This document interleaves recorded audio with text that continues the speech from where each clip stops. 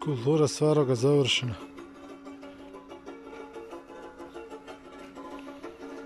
Za spomenog Ognjen Nakovanj, Svarogov malj sa simbolom kolovrata.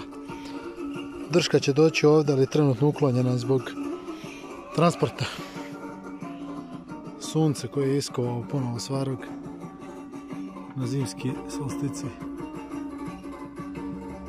Sunce kao simbol Svarogove snage i plodnosti koja se ogleda u žitnom plasju na njegovoj kruni na glavi. Cijela figura je visoka oko 2,20-2,30.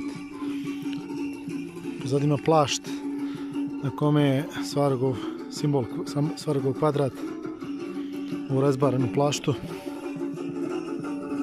Cijela skulptura je izrađena od drveta hrast lužnjak. Inače s ovih krajeva i jedno od, ako ne i najbolje drvo za pravljenje skulptura.